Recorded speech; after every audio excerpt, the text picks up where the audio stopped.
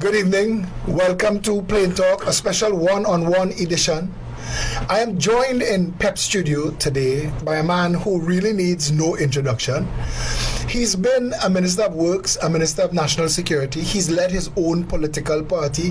He's operated at the highest ramparts on the globe. He's dined with prime ministers, princes, presidents. He's led this country in the highest we've gotten to in global sports. He is the inimitable Austin Jack Warner. Please, thank you very much, Philip. I appreciate your sentiments, though I tend to forget these things sometimes, but thank you very much. We are going to take a break for our intro. When we come back, Jack and I going at it. Okay, no problem.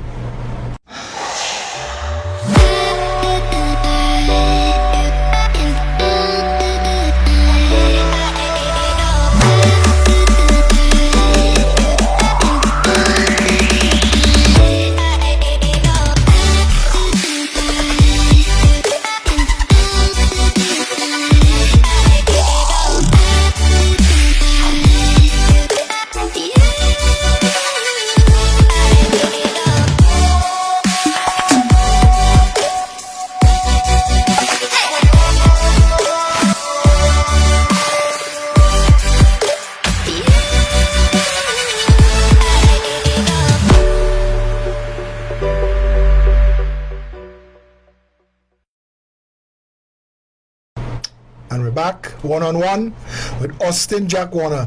I had asked him a question off camera. He was about to tell his story when I realized that it is a story, and I think that a lot of you are going to want to know the story too. So I'm asking him again, how did you end up with the name Jack?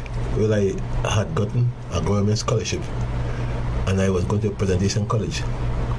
As a young man, I thought I was bright because I was the first person to have gotten a scholarship in Longdenville, where I lived in those days.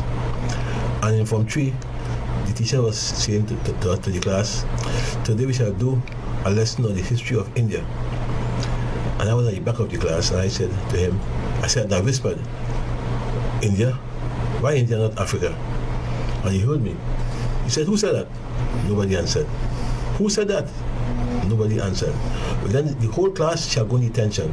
In those days, you had that as a punishment. And in detention, you shall write each person 1,000 words on the way of the transgressor. It's extremely difficult. I felt that was unfair to the class. So I said, I said it. He said, one of you said, Africa. Why Africa, not India? I said, yes, sir. He said, there you go again. One of the jackass. And that's how it stuck. Wow. And from 3 to now, that's some 60 something years ago. Has stuck on me, and I said, fine, I had no problem with that. Under those circumstances, I'm happy to be called Jack. Wow. Let me tell you something, those lines that you got, the mighty short pants. He was my dean of Form 5 in St. Mary's College, but he was also my English literature teacher in Form 2. And he gave me 1,000 lines. The way of the transgressor is exceedingly difficult. And it's yeah, we have that in common. Because when you said it, I smiled. I said, I didn't know anybody else got those lines. 1,000 lines what? I think I left St. Mary's owing them lines.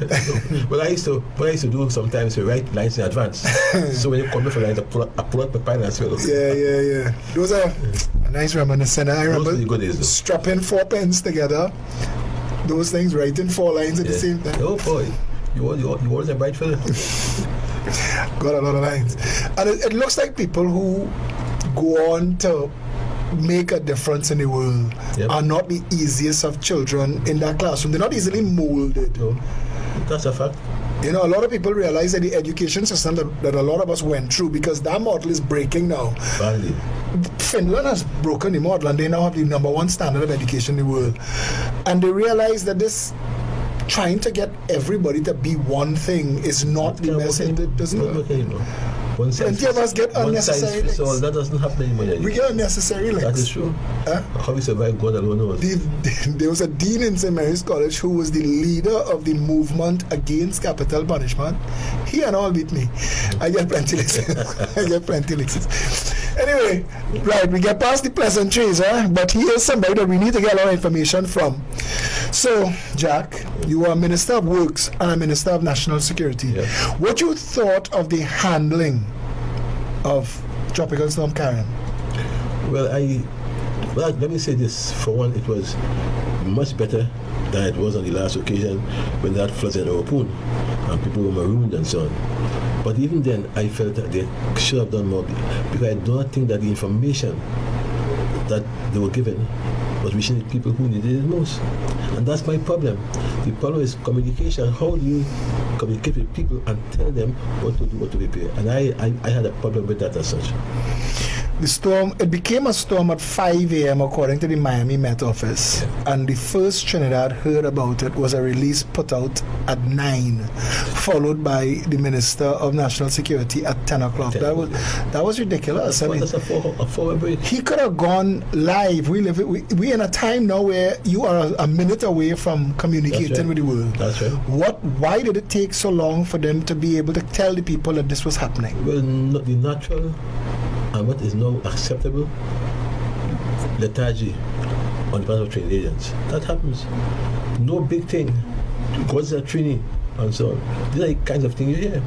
And therefore, I'm not surprised that he came on at 10 o'clock at all. And then you must bear in mind also too that was the morning, I believe, his Prime Minister was leaving. I'm quite sure that took precedence over his press conference. And therefore, that is where we are.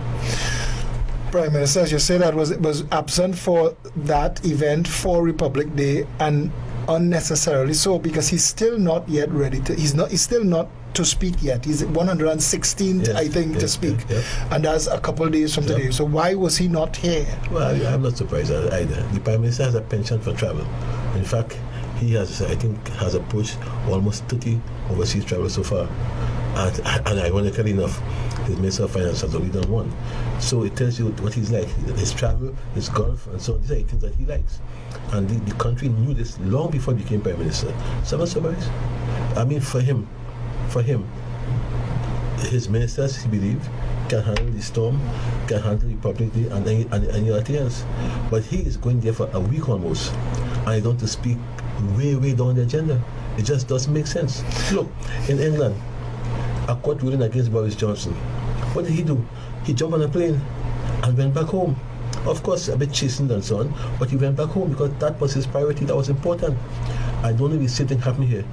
If our Prime Minister would do that. You think that he thinks that he is unnecessary to the process? He believes that he's above the process, not unnecessary. He believes that he can stay wherever he is and direct the process by remote control. By remote control. Does not understand that this is an age today where things don't take 2 and 3 days as no, they change quickly. Quickly. Today, this minute you say something and you could hear it in New Zealand 30 seconds after. That's what the world has gone. But he hasn't come to terms with that as yet. Something like a tropical storm, though. I mean, you would have thought that he would have understood. He should have been present for that. And especially where Tobago was the one in the forefront. Look, Tobago has been ravaged by bad decisions on the Prime Minister. The seabridge has been a disaster. And therefore, the storm is coming now for him to have a chance to show his kindness and his heart, as it were. And he's not there. Because, again, for him, Tobagoans are taken for granted. And why should he be there? Though he knew beforehand that Tobago would be hit first and heavily. As a Tobago boy, you would have expected from Mason Hall. Mason Hall was hit hard, I was told. Very hard. Mason Hall and some other outlying areas. But the Prime Minister was not there. And I want to ask you also too, but his other 2 ministers, I don't remember one is Webster Roy and the Kojo. Yeah. Where were they? The government that you are part of, the People's Partnership, and I have to make this analogy, I have to make this comparison. The country would not have accepted any of that. No. He and his now Attorney General and his marching band, they would have been up in arms for every single one of those things. My friend, you better believe it. In fact, the things that Dr. Rowley has done to this country has come up beside Bissessa, attempted even half of them. We would have violence. Definitely. Because we had gotten the threats of violence. We had gotten to union leaders. I remember standing there and listening to a union leader making an analogy about birds fly high but come down to earth to die. That's right. If somebody had said that, would that be sedition? No. That is sedition. That is sedition. No. Yeah. They've because I want to ask you something. You've been on the firing line. Every blogger, every political activist have taken whatever shots they wanted, taken aim at you, and through it all, And I'm here. I've never heard of you issuing a single pre-action protocol letter. Never. I never did. I responded to many, but I never did. Because believe me, I am in love, I endear freedom of speech. And of course, people don't have to be excessive in what they do, but in any event, nothing anyone has said so far has hurt me personally to the point of sedition or pre-action protocol letter. And so I don't do that. Let people talk. And sometimes when they talk, you will learn something. Sometimes when they talk, you ignore them. But let them talk. You think that this government has dictatorial tendencies? Oh, sure. You're asking a question, you're asking me some answers. No. You see, I mean, I have my opinion, but especially this penchant for draconian laws. All the that laws. Eviscerate civil liberties. All the laws passed so far, you look at them. Look at them and see for yourself. A trend. Very much so. If Carlson Phillips were here today, in person, with the Public Order Act, he would say he's an angel. He's an angel. I can't believe that the PNM that marched in circles for all of these things that they said were violations under the People's Partnership came and did worse. That these laws, all of these laws that have no bail and draconian. It's just removing rights from people. And yet our justice system, according to Vernon Didima, one of the most respected jurists, he said, we are locking up people on attempted murder charges, a no bailable offense, in a country where the system cannot handle more than 15 murder charges a year, murder cases. So we are automatically sentencing people to years in jail. 10 and 15 years. There are guys who are in jail today for 15 years or more, whose cases have not come to the court as yet. And in fact, you will observe this is remand yard. That is correct. And you will find that many of them, when they come to court eventually, they are acquitted. So you ask yourself, how do you repay that? How do you pay the 50 years I've lost in their lives? How do you?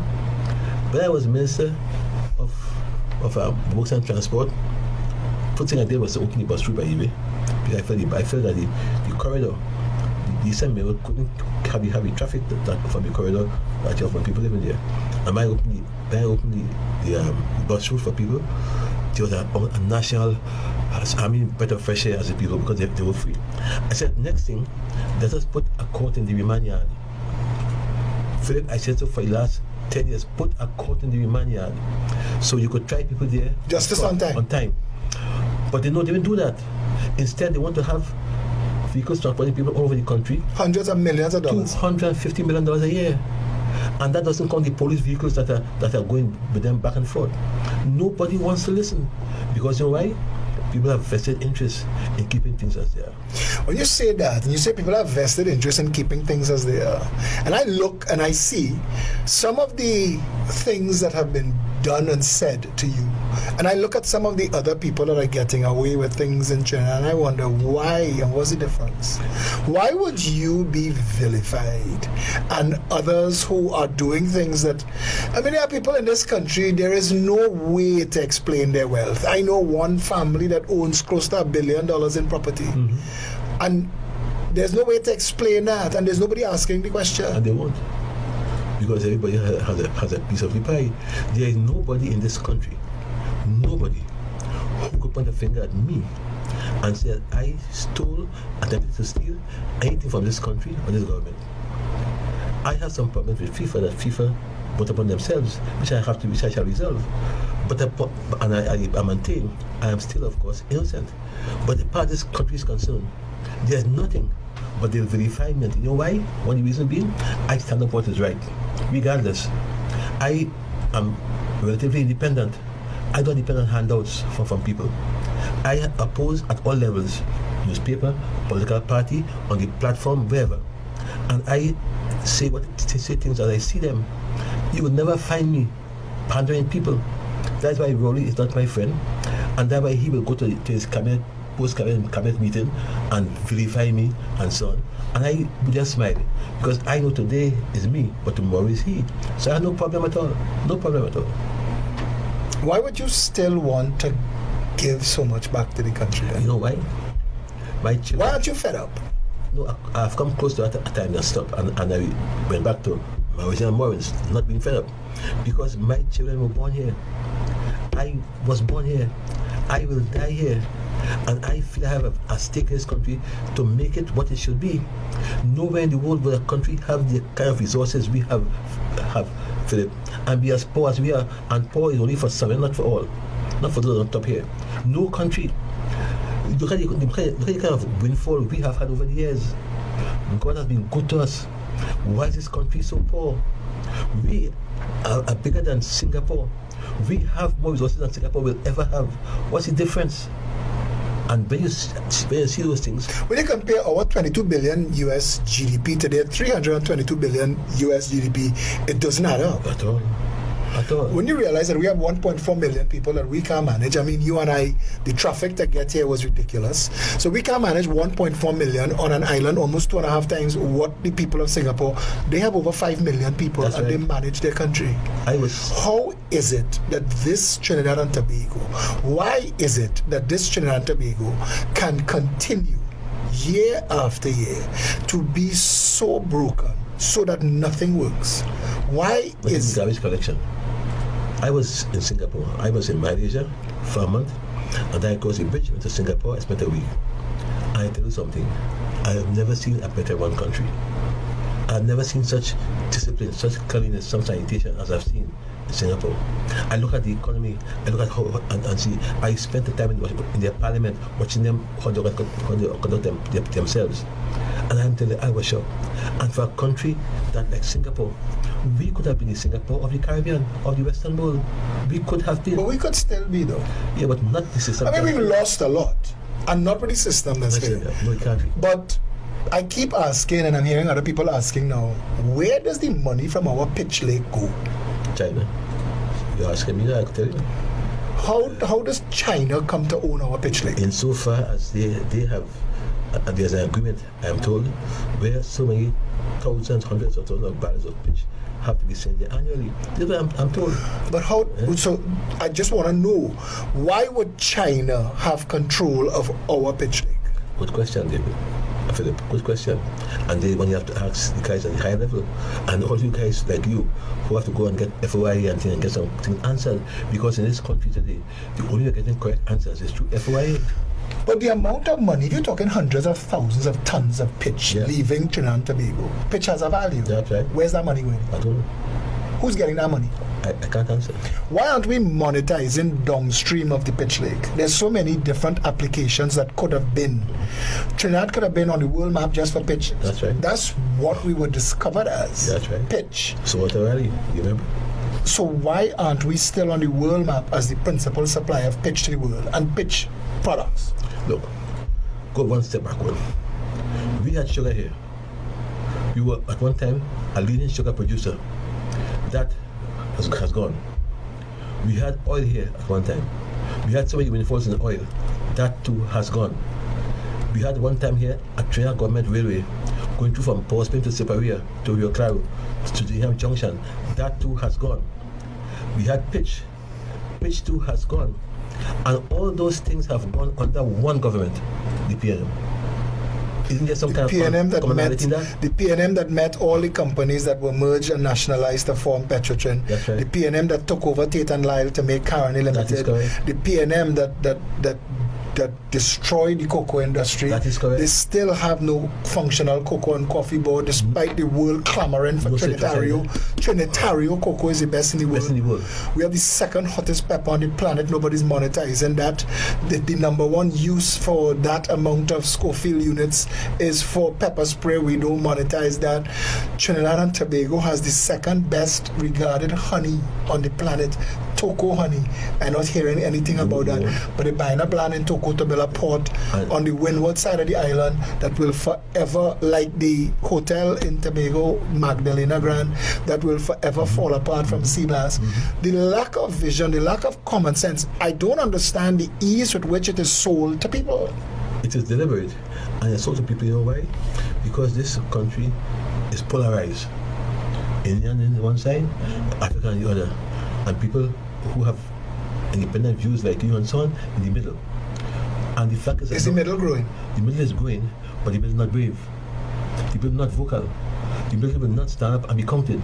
So while they're growing, why? Because of fear. Everybody fear of what? The fear of victimization. That was the fear of. The fear of losing a contract here or a promotion there. The fear of this.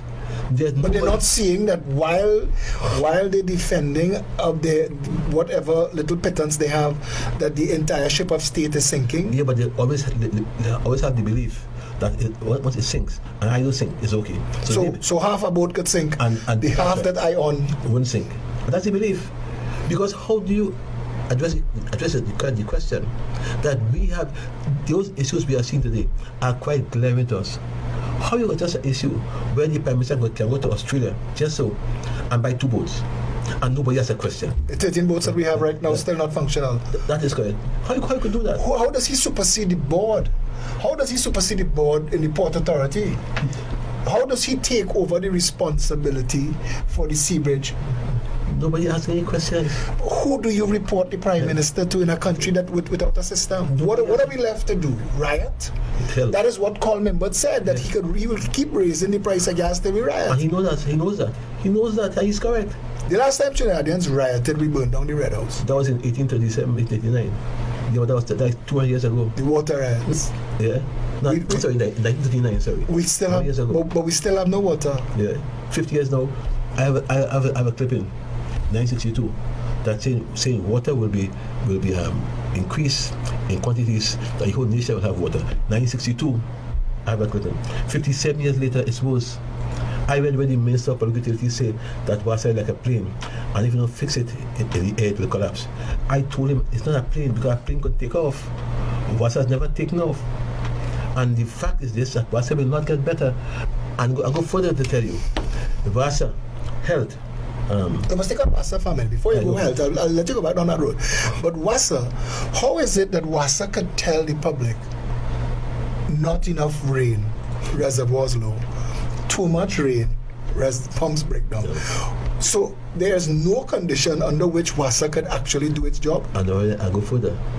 Even when you have plenty of rain, they have no storage facilities. None. Where's storing water? The retention ponds that we suggested underneath the Brian Lara promenade that could run from the cathedral to the Hyatt could hold millions of gallons of water.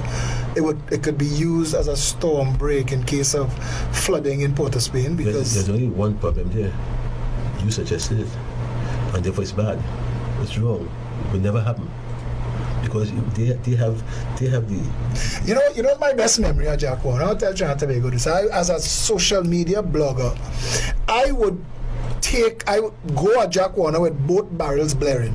And when I was the head of the Diego Martin Development Committee, and we wanted to solve the problem of the traffic going into Diego Martin on an afternoon, because I was living in Diego Martin at the time, and the average person spent 3 hours because traffic backed up from 4 o'clock all the way to the Hyatt. And I remember I had one meeting with you, and you picked up the phone and called in the director of highways, an engineer, a permanent secretary, a communications person. You asked one question to the room: will this work? And they pondered it and they said, it looked like it could work. The next meeting was held on site. Those were the days. Ground broke in 3 weeks. Those were the days, man. Ground broke in 3 weeks. Everybody who lives in Diego Martin now, Westmoreland, anybody who gets home on an evening before 6:30, 7 o'clock, it's because Jack responded. And I want to say this government that is in office now is so thin-skinned. Oh my God, you can't even criticize them, but you can't do that. Even when they're wrong. They can't do that. You can't do that. And so many of them are wrong. The country feels like a banana republic now. But aren't we? No, but it really feels like one now. It feels like we have dictators now. It feels like, because I've seen the worst side of things in this country now, that I could not believe that institutions of state could so quickly become so Orwellian. I feel like this is Animal Farm. It is. And I tell you again, what is sad for me is that so many people are staying quiet. There's no national outrage.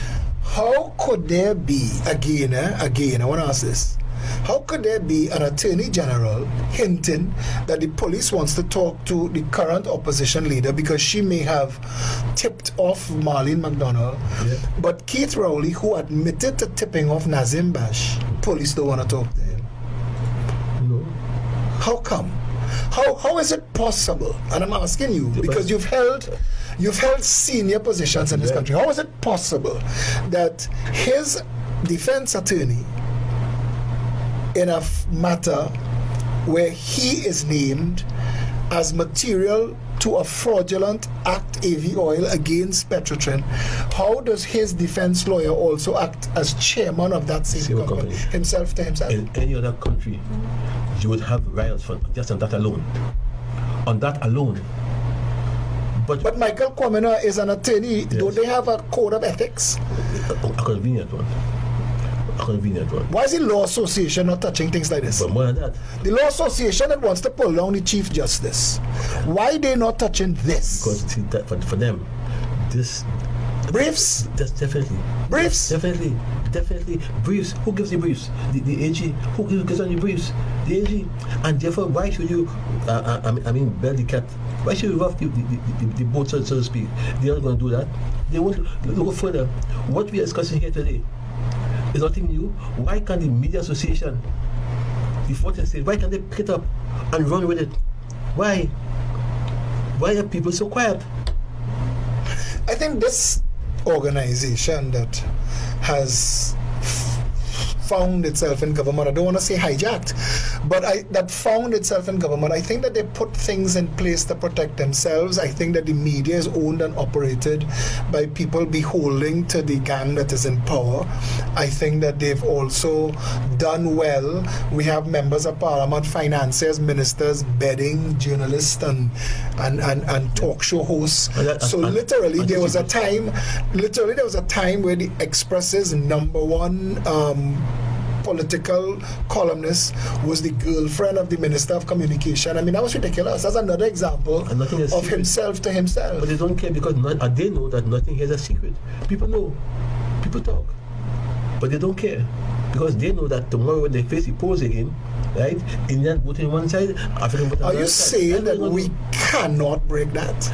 I don't want to be a pessimist. Now that we have social media, so that the powers that be can't control the narrative, because that's what they're having a problem with. That's right. They're having a problem with the fact that they can't control the narrative. The people are free now to speak out. Yeah. So they're looking for laws to find a way to silence people from speaking out. The cybercrime bill is a ridiculous example of overreach. Mm-hmm. The Sedition Act does not apply. And when Trinidad and Tobago became an independent country, when we became a republic, our 1976 constitution does not allow for the Sedition Act. And I asked, why didn't they just fall away? But apparently those laws can't. That you have to actually go and strike it down. That's right. That's right. So we're carrying all this legal burden that dictators could go and find and use. Have gone. They have gone. They're using it. How many times has George Young referred to incidents and said that is sedition? I have completed 5 times so far. The first person that used the word sedition to me, I did not know, and I said when I went to the PSA protest, and I said, was a young Syrian financier of the PNM. And I am half Syrian. And one of the things that dogs the Syrian community is the notion that some of them are involved in illegal drug trafficking and that money laundering.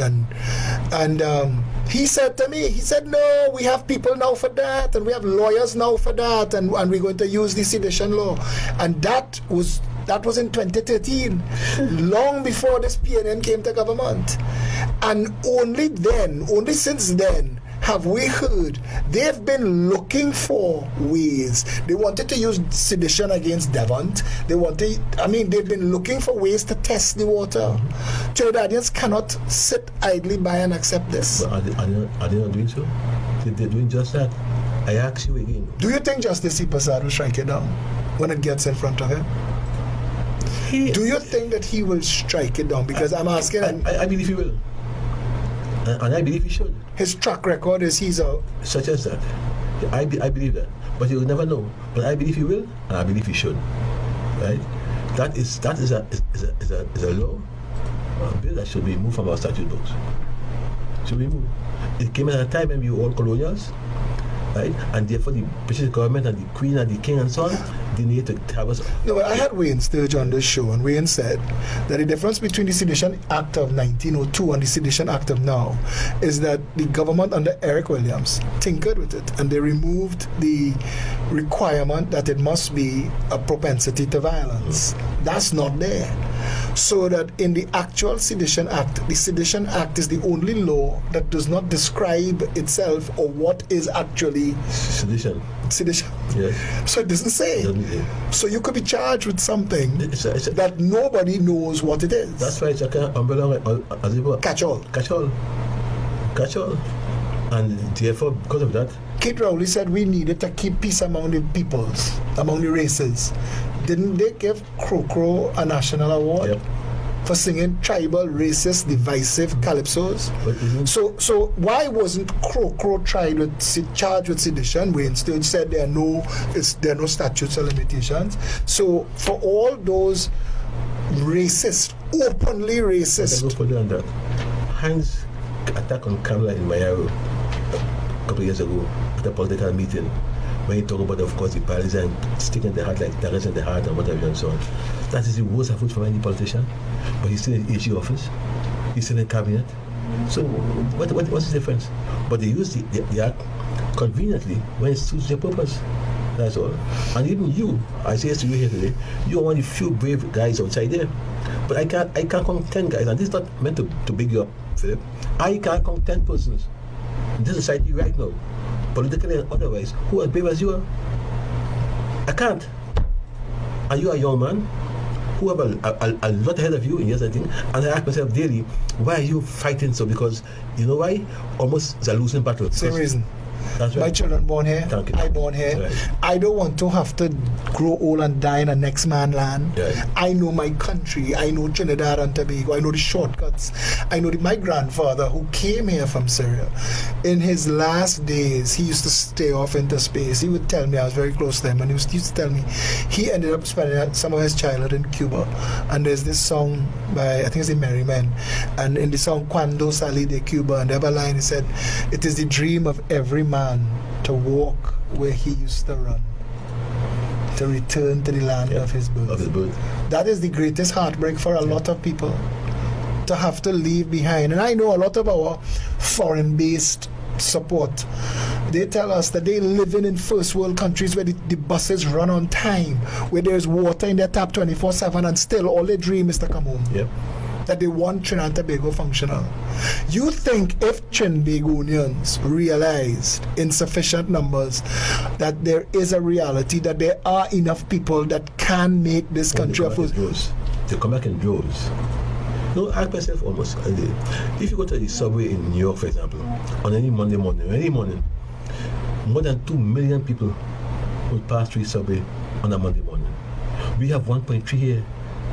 And we can win it, not even for a day. Not even for a day. What is so wrong? Which system here works? You tell me. I which system that you know here works? Tell me which one. If you give me anyone. There's one thing in Trinidad and Tobago that works. The wrecker. We'll take a break. When we come back, we will continue with Austin Jack Warner. Make a toast for your mother, a toast for your wife, a toast for your birthday, a toast for your life. Make a toast if you love your galley more. Make a toast, Coca-Cola around the world. Make a toast, raise your glass and quench your thirst. Make a toast, if it's life you love the most. Hey girl, twist up the cap.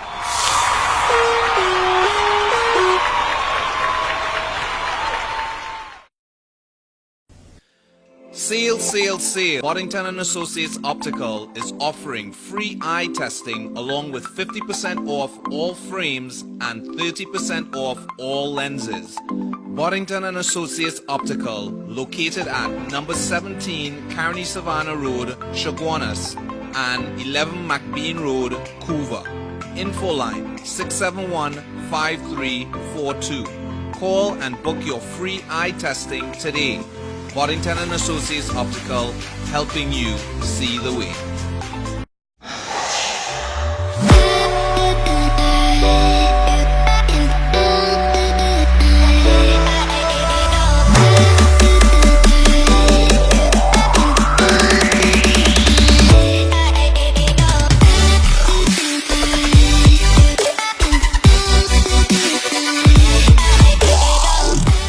And we are back. I am, of course, with Jack Warner.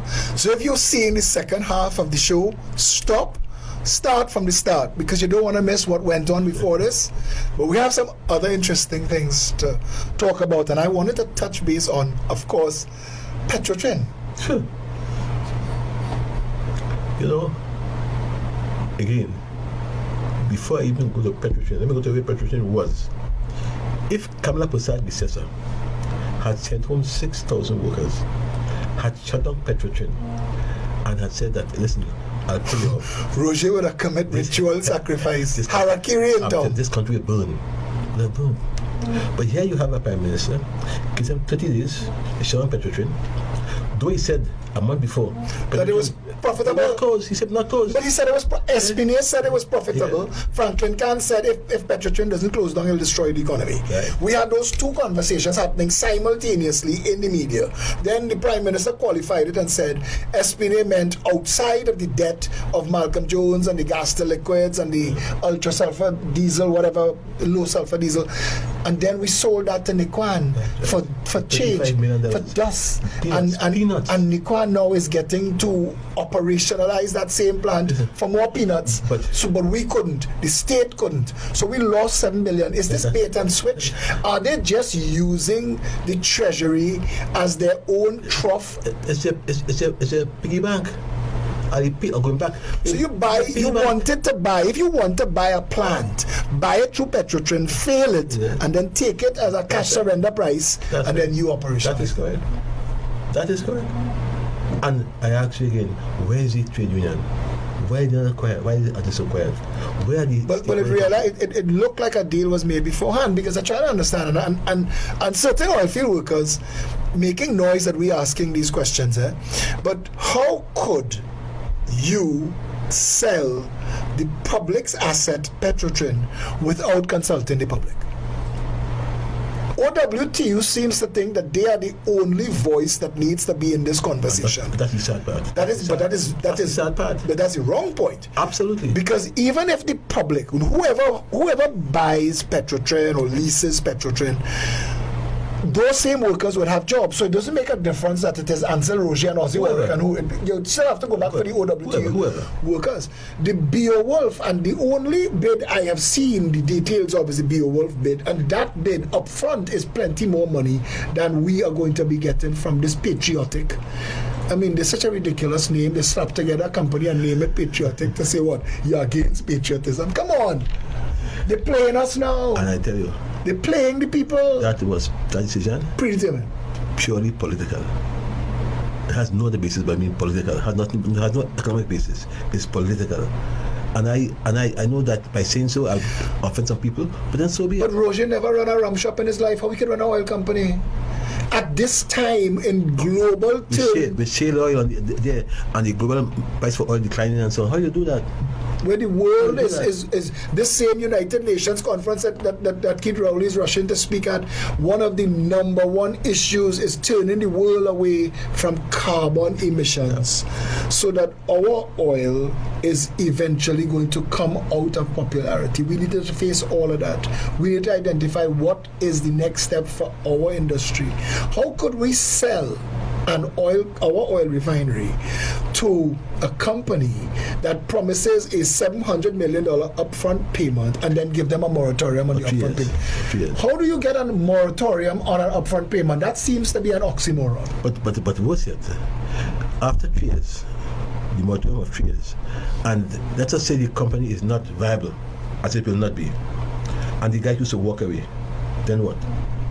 You're dealing with people who have nothing that you could seize. Nobody's putting any bond. Nobody's creating any opportunity for you to say that there are guarantees in place to protect it. Nothing.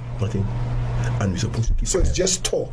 But keep quiet. I promise you $700 million, but you say that if it's not viable. I ask, what if they run it into debt?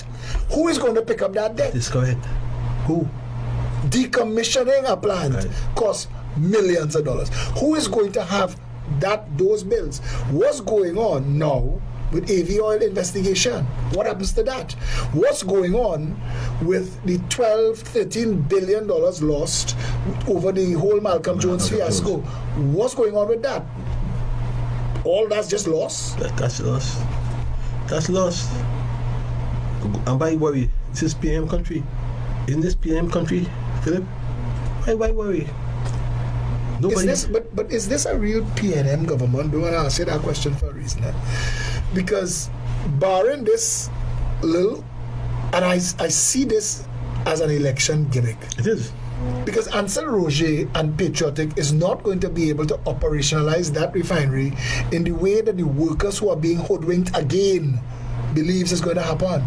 If it is not profitable, they have nothing to get. Nothing to get. And now they're a march against themselves. That's right. Comrade Chairman. That's right. We are in for an interesting period after this. The next couple of months shall be very interesting in this country. And I would look to see how people would take what's happening to the country and how they take it in stride. Will they become vociferous? Will they speak out? Will they start to march? Will they give us what will they But do? will you can't march unless you see that there is hope, unless you see that there is something. I mean, we're working hard to build something, and unless you see that all of the good people coming together to say, listen, But it's the only way. Philip, is the only way. We have to have national front, national salvation, you call it what you want. But all the People need to have put their come egos together. aside. Put your ego aside. Forget. if you're really past and in son. this, It's the for only way. Trinidad and Tobago, It's the only way. And that's why I was a bit offended when a political party leader said that she doesn't want anybody, she's alone and so on. This is madness. Nobody can do it alone to save this country. It's PNM against US. It has to be that. And until you could do that, these finances that this PNM have, they're vicious. This that's going on now is a different type they of will politics. turn overnight. They are financiers. They are investors. They will turn overnight once they see grass is green on the other side, or perceive it to be so. That's the nature of the people. Do you think that Keith Rowley knows what he's doing? I am a good question, and I am sometimes disillusioned over the fact I don't think so. I believe that it's a government by VAPs. You wake up in the morning and you do X. And for the money you do Y. This is my feeling. I look at the signs and all Everybody signs point accuse your government of policy on the hoof, and that's exactly what he's been doing. If you go to the PM manifesto, as painful as it is To go through, you look and see how a nation can be lied to. People listen to Faris Al-Rawi's promises the night before elections, and the things that they were saying that were going to happen in the next 5 years, not one of those things. In fact, the opposite occurred. We've seen that Keith Rowley says one thing when it is convenient and does something completely opposite again. That's right. If it's convenient to him. That's the only And his consistency he has. object- That's the only consistency he has. Of saying one thing and doing something completely different. Like, for example, I want to repeat to you again, I am not going to close down petrol train. And those of you who went to your fridge and didn't hear what I say, I'm saying again, I am not going to close down petrol train. He said those words. And then what happened? So that's the style of the guy. Right? I think now that people have seen, and I mean, this PNM marched, they marched hard, they marched from 2012, they marched. The loss that Patrick Manning suffered in 2010 almost destroyed the party, and then the local government election 2 months later that was July 25th, that eviscerated them further. I mean, they couldn't get themselves in order. But if the party... If it wasn't for Section 34, because that was the only thing that gave them something to stand upon. Yeah. And then the madness of Emailgate that turned out to be complete fabrication. So now, again, who do you go to? We've had a situation where a chief magistrate accused a chief justice, and that became a matter that reached as far as the Privy Council. And when you get inside the court, the chief magistrate no longer wanted to talk. I mean, it is all about accusation. Marlene say, Kamla say. That's how the country has been run. And I tell you again, I want to say to you, and no chance, I admire your energy, I admire your faith, I admire the hope that you have for the country. But there are times, even me, at my age, I become disillusioned when I see that it's Phillip against US. It's Phillip alone talking. It's Phillip alone writing. Phillip alone speaking. I pick up my phone on the morning of the storm. I listen to you talking about the storm, about what you would have done if you were there and things and so on. I say to myself, the guy is making sense. But who is listening? Who is acting? Phillip, I don't know how strong you are, but you have to be very strong, right, to be able to survive. We had to find somebody to donate 100 tons of sand.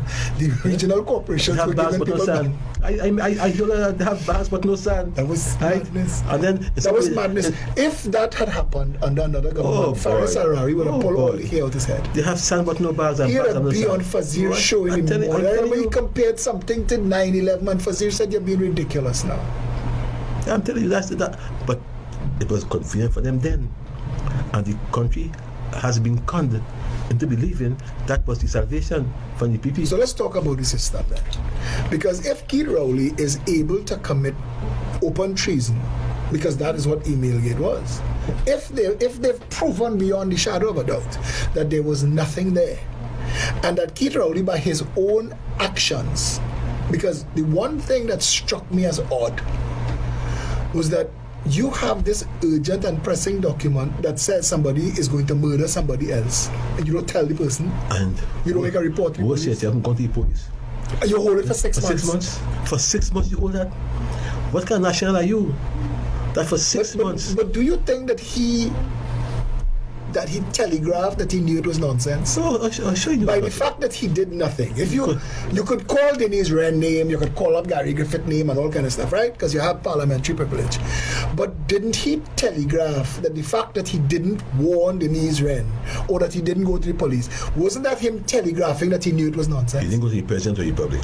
He didn't go to the police. He didn't go to the people who he said were involved. Nobody. And for 6 months he kept it. For 6 months.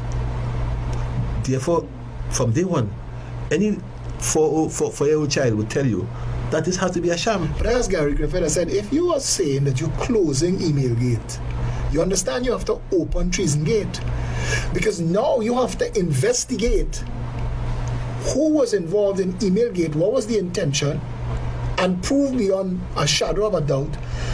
Because now there are rumors I have heard, people have said to me, that what they tried to pass off as Emailgate was actually a security intelligence apparatus sweep of the government that they passed on to the opposition, which is open treason. That's hung from the neck until dead treason. As good as Gary is, and I like him very much, as good as he is, you won't see Treason Gate.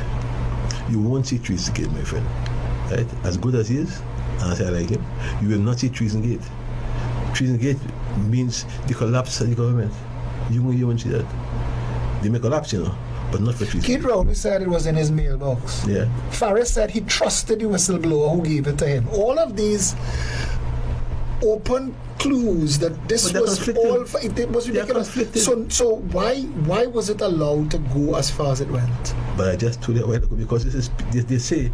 Gary, you say you like Gary. Gary is one of my best friends. Right, I work closely with Gary. But we fall out over things. And that's not wrong with that. One of the things we fell out over was I was the only person when Keith Rowley was appointed Gary Commissioner of Police. I asked, has Keith Rowley retracted the statement that he said Gary Griffith was conspiring to murder Denise Wren? I remember that. I read that. I saw that. Gary gave vexed with me. Yeah, but I saw that. Because in Trinidad they go, everybody rushing to congratulate him to make sure they're in his good graces. But I wanted to know because it's his name. And he has now the ridiculous situation of being both the Commissioner of Police, appointed by a Prime Minister, who when he was opposition leader, accused him of being a murderer. Mm-hmm.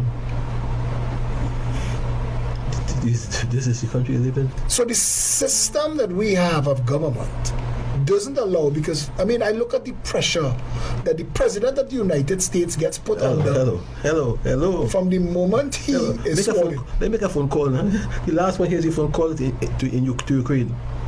The last one, he's under the microscope. And from the moment you're sworn in, they don't let you go. There's no letting go. There's no letting go. You're under the microscope. Here, Why would Trinidad and Tobago have a situation like AV oil, something as simple as that? I remember when Bill Clinton got the Middle East, Yasser Arafat, and I think it was Perez at the time, to shake hands. Shimon Peres, yes. And it was on the Whitehall lawn, and the world was tuning in. And as soon as they opened it for questions, the first question, is it true that Monica Lewinsky has a dress? World peace. We're on the brink of world peace. But we want to know about Monica Lewinsky's dress because you're the president of the United States and they take that seriously. I remember. Though, of course, I Bill, one of my favorite presidents, Bill Clinton, one of my favorite presidents. But we all have our weaknesses at times. But let me ask you something. Since you, of course, if I could be so bold to ask you, push your head. You've turned the interview now on me. It doesn't go. For one question. You are the interviewer. Go to 2020. Come 2020, whether it is September, October, whenever. What state will this country be in a year's time? What will we have working better then than today? They're blowing bubbles. They're blowing bubbles at the level of like that OWT is a big bubble. That's a bubble. That's a bubble, right? They're blowing bubbles at people, and they're trusting that people are not going to realize that it's a bubble. It's going to pop after the election, and you'll be left holding what holds a bubble together. Yep. So, I think that we're at a place now where if something better, we're at a tipping point, and if something better doesn't come along for people, because I think that the mass of Trinidad and Tobago is so fed up of what went on. That is true. And I think that they're looking for something to put their hope and their faith in. That also is true. I think that there are so many good people in this country who have demonstrated the ability to get things done. I think that the public, without even knowing they're craving it, they're craving to see that new hero arrive. And believe me, you're on target there. And I'm saying to you here this afternoon, you don't have much time. There's not much time, my friend, until that hero, so to speak, comes forward, or heroine, if you want, comes forward. There's not much time. Why using hero to say a new organization? Well, okay, fine. It doesn't have to be wrapped up in a personality. I don't mean a person. Hero could be an institution, organization, whatever it is. But I'm saying to you that until that happens, we've been in a political conversation in this country since Manning's second term. yeah. Trinidad and Tobago has been in a heightened political climate from since then, and everything that's gone on since. And I think people have found some voice. Not enough. But I want to say, and you're right, enough. because, but the reason I think not enough is the same reason I think when people say if Trinis worked harder, they'd get more money. I say it's the other way around. If Trinis had more stake in their jobs, if the value of the money that they got making sandwiches for Subway could have paid their bills and put their children to school and take care of their medicals, they're not going to fart around with the job. Yeah. But the job barely gets you to the job every day. And I think that Trinidadians politically are so now jaded and cynical that they celebrate. I remember this guy sang a song with Jamming Still, and it was to point at us. And ironically, we jammed to that. We jammed to that. And it's not that we didn't know. We knew. Yeah, but we didn't care. We were singing. Philip, if you know the treasury could burn down. And they still not care. Jamming still. And that's the whole point. That song epitomized the entire message that your country needed. But it was a party-fed song, people dancing. Let me tell you something. If you have a chance to find out how many young people, highly educated, unemployed, it will blow your mind. It's sad. It will blow your mind. It's sad. I talk to people, not as much as you, but I talk to people on a daily basis. People come to me with their problems, and I hear people say things, and somebody coined the phrase, we have a working poor in this country that are literally barely getting by. There are people who are one missed paycheck away from living in the car or on the streets. That's right. And it's a large number of people. Our economy is in a mess. I keep asking what's wrong with our dollar. I keep asking why it is that people who dig a hole in New York City for $15 an hour and people who dig a hole in Trinidad for $15 an hour can't access the same amount of goods and services, or even close. It takes 1 hour work digging a hole in New York City to buy 2 meals. It takes a day and a half to buy 1 meal in Trinidad. Why that disparity in a country this pregnant with resources, this rich, this perfectly located on the planet? I mean, Tropical Storm Karen is an aberration. It's an aberration. It is. Storms, weather patterns don't form so low. They don't form so low off of Africa. To reach here, the planet spins in a certain direction, and the normal spin of the planet takes a weather from the even Barbados, Dominica, that is low. Yeah. So we don't even have storms and weather to worry. Perfectly located between North, Central, and South America. That's a massive market. Why are we not trying to attract businesses? Why everything is oil and gas? Why are we not trying to attract businesses here? Labor-intensive business, because there will always be labor-intensive business that creates work, job opportunities for our people and give them hope and opportunity and get out of their way. Why no government wants to do that? And I ask you this because it's important, because I think that goes to the heart of why our people are so jaded, so cynical about politicians. Yep. And that makes it very tough for people like you. I have one serious question to ask you though. You were Minister of National Security. Yeah. Why we've not yet secured the borders of this country? It's not for lack of trying. And I will tell you that to come up with such credit, she had bought 12 Coast Guard vessels. 12. And those vessels were supposed to patrol the waters and so on. Of course, I left. I was pushed out of the ministry mere weeks after that happened. But those 12 vessels remained, when she lost the election, remained in. That's correct. And they were just cannibalized. In fact, I'm hearing now that they don't even have fuel to put in their vessel. 12, you know. No corned beef to make. And so 12, and they were down there. And nobody seemed to believe. I said, listen, mine was to put coastal police stations and defense force troops.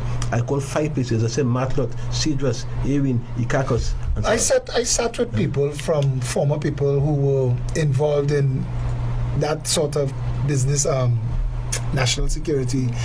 And the idea of the maritime security wall, the repurposing of the oil barges 3 miles out at sea to create the ring and the virtual wall. Since then, we've had the development of unmanned aerial vehicles.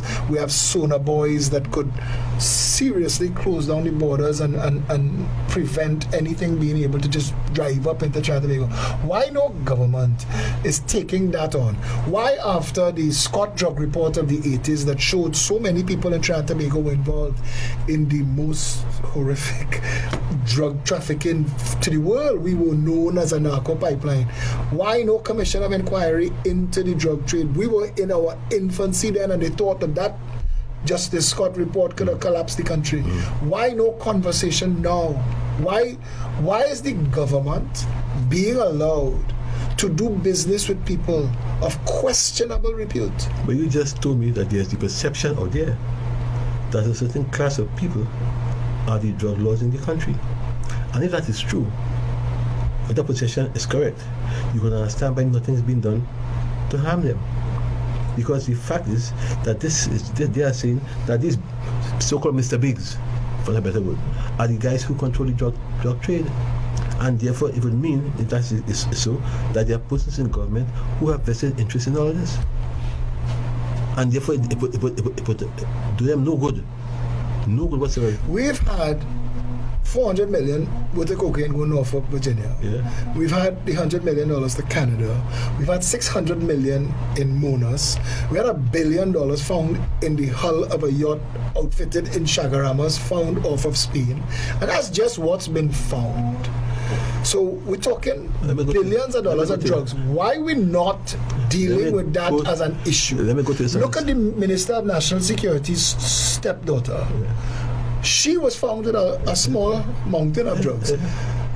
Where's the conversation on the importers? Good question.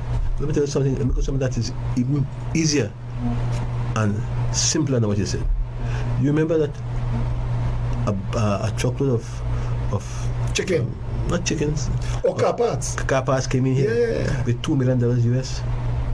Oh, that's plywood. Plywood, sorry. Plywood. $2 million US. What happened to that? Where did it come to? Where, how could that come and be imported just so? Where's the $600 million worth of cocaine that was seized on bonus? Okay. Where's that? Where's that? And those are things people have not been asking. People But have having not asked. held such high positions in public office, why does the system not naturally take care of those questions? Why doesn't, because in other jurisdictions, from the moment a matter becomes a matter, like I explained to people, the person on the 911 call has responsibility for your life till the ambulance arrives. The ambulance has responsibility for your life till you reach the emergency room. And the emergency room has responsibility for your life until you are checked into the hospital. Why isn't it like that in Trinidad and Tobago? Why once a ticket is created for a matter that it is not followed through to a conclusion? How are things just allowed to die? Because of the national lethargy of this country. Nobody in this country, Philip, I shouldn't say nobody, but very few persons in this country are really interested in the matters which you speak about here. I'm to be honest with you. I tell you, you are in some ways an exception. There are very few persons who are concerned with they're concerned about bread and butter issues, about carnival, about TKR and the cricket, and that's it, you know. And that's it. And when something personally affects them, yes. But beyond that, no. We have become a country of... But we've mobilized people. We mobilized Those in were 1986. those were aberrations, We man. mobilized. 2010 was a celebration. Yeah. People were celebrating. We mobilized to go to Germany. People find their patriotism. Although I find that it is just waning now. That people just... Right. You know, Anybody's winning. I know people say, we win a relay. We run races before. It's yeah. not like before, you know. I mean, Keyshawn Walcott. We're not taking it The on. level We're of not... cynicism is appalling, buddy. I see some cyclists win some award, break some record, and I don't Yeah, no big thing. Trinidadians just holding their corner, hustling and grinding. Do you think, and I asked you this before, but I want to ask you again, because do you think that it is too late to get real representation? Do you think that it's too late to tap in? Is the wellspring of patriotism dead? No, it's not dead, but it's dying. It's dying. And it's not too late, but it's coming closer. If 10 months, if 6 months from now, and that is the maximum, if 6 months from now we don't get our act together, help me help this country.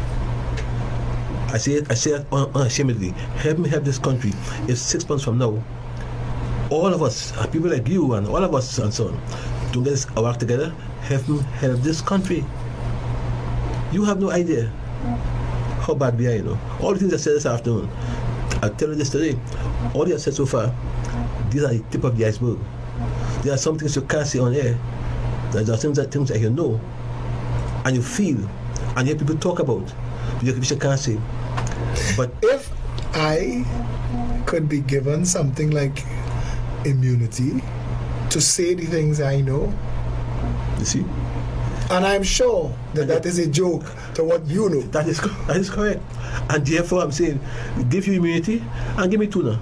And let's both talk. Parliamentary privilege, I think they call it parliamentary privilege. Let's say things we know. Let's fix it. Right. Let's get the But we team together. have Yeah, I agree with you. I like that idea. 6 months from now is the limit. We have to find solutions. And there are too many people out there who are angry. No, but I get in there. Silently angry. No, but you see, and what I find is really hypocritical about Trinidad and Tobago, that the same people that would denigrate you, take you apart, would give other people a pass. For worse, That's right. they would know, they would see and don't see. You are so correct, my friend. How do you explain that? And that is a real situation you talk about there, right? And there are big people as well as small people. Just will not denigrate a person, another Jack Warner, let's say. They won't do that. Because for them, they have more benefits to get from the other person or persons. That's what that's all. I want to ask you one question. You think it's a race thing? No, sure. If Jack Warner was white, Philip, if I were white, I wouldn't be sitting here. you think they would have touched you? Don't touch me. If my eyes were He blue. thinks if your eyes were blue. If my eyes were blue, you crazy? I'm honest. eyes were blue. If my eyes were blue, I tell you, don't touch me. It's still firing on all cylinders. But let them, of course, go ahead. So you think that it might be that, and then could it still be that we have a country where a black man will be given a harder time than a man of Color. It's a fact. good hair? It's a fact. What Chris Rock called good hair. Yeah, it's a fact. We tend, of course, to try to keep it under the quiet, so to speak. Colonialism still dictates how we behave. Oh sure. It doesn't help us in our national security because we were more secure then. But it tells us how we behave, our way of thinking.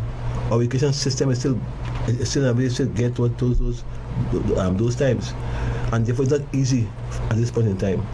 People, of course, who will tell you that they have the prestige schools, for example, and look and see who will be going there and who will be looking at 20% and so on. You have to look into those and you see what's happening. Why would we have prestige schools though, when all schools get teachers from the same Ministry of Education, the same system, they get the same funding, they're on the same curriculum? Tranquility too. Why would but why would the education system be two-tiered when everybody's supposed to be funded? We're spending $4.5 billion a year on education, and that you could save about $2 billion if we started to use the cloud, if we started to digitize the books and save the children the scoliosis, if we started to use proper leveraging GPA, zone the schools, made the schools 10-year schools, and made the teachers, the principals accountable for the performance of the children. We could change that. Why haven't we done that? Why do we still want a society where some benefit and others go to a school where the teachers are absent, the classes not existent, and violence prevails? Why? Why is that still our condition? 15 years into social media. Why seeing the world and how the world works, why haven't Trinidadians and Tobagonians woken up to wanting a better nation for themselves and their loved ones? All those questions you have asked, all those things you have asked are relevant questions, very relevant, but there wouldn't be any questions that would of course excite the powers that be today. You know why? Because they have a vested interest in keeping the things as they are. The books, for example. The books. Why digitize books when the publishers there and the printers and so on could give you a kickback? Why?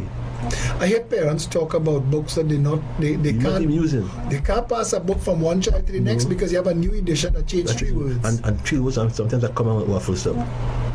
If we know these things and we could talk about these things, why is the average Trinbagonian content to just sit and let this be our condition? Because of the malaise that exists, my friend. I tell you a while ago, don't touch the carnival, don't touch the cricket, and don't touch the fete and the party. That's all. That is all that matters to too many Trinidadians today. Too many. They live for the moment. But Venezuela had that similar culture, and look at Venezuela now. And that's why. Why Trinidadians not asking Venezuelans, where are you today? The fete and the party and Venezuelans, they party more than us. South American people, they. Not today. Not today. You know what we need in this country, and I guess you would. I know this note you would not agree. But I'll tell you, because of where we are. So I sometimes wonder if a benevolent despot shouldn't rule here for 5 years. People say that. People talk about that. People talk about going back to the Queen. Yeah. And I wonder why we're so irresponsible with our democracy. Because that's the whole reason. Democracy here is a farce, you know. It's a misnomer. We aren't really democratic here. Let's face it, Philip. We are not. If we had recall as law, right. If you could have fired your member of parliament, yes. You think that would make a change? That would make a change. That will make a change. So a government coming to office that makes that one change will automatically put members of parliament to work. And make a second change. Have fixed date for elections. If you do that, every member of parliament and prime minister would get it act together. So you know that, of course, the US, you know that in November you have elections and so on. That's fine. Fix it. Right? Not a man say have it in his back pocket and all kind of foolishness. Right? We're still such a little banana republic. That's correct. Jack, it was such a pleasure having you here. Give me your closing comments. Well, I would tell you, I was happy to be here. I hope I can come again sometime soon. Now, this can't be the last. This can't be the first of the conversation. But I tell you, if you could help to change this country in one small way through this medium, you will have achieved. You've done a great job. It's not easy. Philip, it will not be easy. But if this could help to change the country, my friend, I would like to be on board. All right? Thank you. Pleasure. Right. So, that was a one-on-one exchange, plain talk with Austin Jack Warner. You got a lot of stuff, you got a lot of information, plenty of mind food, something to sit and chew on and deliberate. Why do we, people of this country, a nation so blessed, so fortuitous, why are we so irresponsible with this country? We talk about God as a Trinity and we say that as a joke. Why are we taking God for granted then? If God bless you with a country this beautiful, why not take care of it and make it better? We have an opportunity to rescue it before it sinks, and I think that we, the people of Trinidad and Tobago, have to wake up to that responsibility because we, as Jack said, are running out of time. That's right. 6 months maximum. So this has been Plain Talk. Make sure when you view it to share it, like it. Follow us on Facebook, follow us on Instagram. I'd like to say a special thanks to Satish Ramsaran, the head of PEP Media and one of the driving forces behind the Plain Talk show. And see you when next we see you. Stay safe, Trinidad and Tobago.